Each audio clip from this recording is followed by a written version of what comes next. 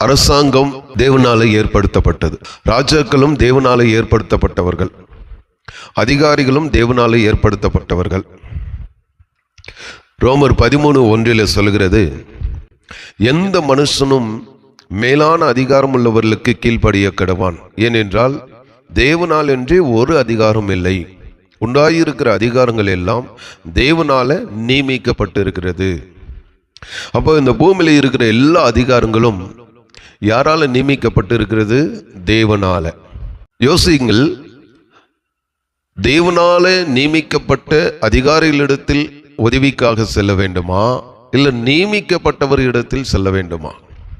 ரோமர் 1:25 சிருஷ்டிகரை தொழுது சேவியாமல் சிருஷ்டியை தொழுது சேவித்தார்கள். இந்த வசனத்திற்கு அர்த்தம் என்னவென்றால், இந்த பூமியில உள்ள எல்லா ராஜாக்களும் அதிகாரிகளும் தேவனால ஏற்படுத்தப்பட்டது. இப்ப ஏற்படுத்தப்பட்டவர் இடத்தில் செல்ல வேண்டுமா, இல்லை ஏற்படுத்தினவர்கள் அவர்களிடத்தில் செல்ல வேண்டுமா? அப்போஸ்தலனாகிய பவுல் சொல்கிறார், சிருஷ்டியை தொழுது கொள்ளாமல் சிருஷ்டிக்கப்பட்டதை தொழுது கொள்கிறார்கள். அதே போலதான் இப்பொழுது ஊழியர்களும் அழைத்தவரை விட்டு விட்டார்கள், தேவனால் ஏற்படுத்தப்பட்ட அதிகாரிகளை சார்ந்து கொண்டார்கள். இந்தியாவில் ஒரு சட்டம் வரப்போகிறது, FCR. அந்த சட்டம் ஏன் வருகிறது, எதற்காக வருகிறது, காரணம் என்ன? அது வந்தால் நமக்கு என்ன நஷ்டம்? மனுஷன் பரிபூர்ண ஆசீர்வாதத்தை அடைவான். அமெரிக்காவிலையும் லண்டன்லையும் ஆஸ்திரேலியாவிலிருந்து வருகிற பணத்திலையும் நாம் வாழ வேண்டும். இந்தியாவில் ஆசீர்வாதம் இல்லையா? ஈசாக்கை போலதான் இப்போது கிறிஸ்தவர்கள் இருக்கிறார்கள். ஈசாக்கு தன்னுடைய நாட்களிலே பஞ்சம் வந்தது. அவர் கர்த்தரை நோக்கி பார்க்காமல் அவர் என்ன செய்கிறார்? எகிப்துக்கு புறப்பட்டு போகிறார். அங்கே கர்த்தர் அவருக்கு தரிசனமாகி, நீ எகிப்துக்கு போகாமல் நான் சொல்லும் தேசத்துல குடியிரு, அங்கே வாசம் பண், நான் உன்னோடு இருந்து உன்னை ஆசீர்வாதித்து தேவன் ஈசாக்குக்கு வாக்கு கொடுக்கிறார்.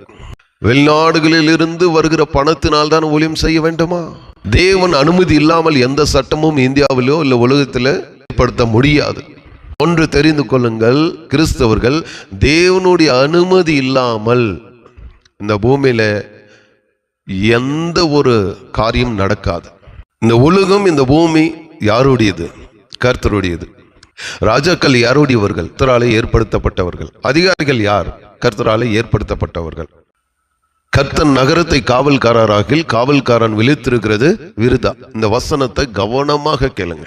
ஒரு பட்டணத்தையோ ஒரு கிராமத்தையோ கர்த்தர் பாதுகாக்காவிட்டால் அது பாதுகாப்பாக இருக்குமா?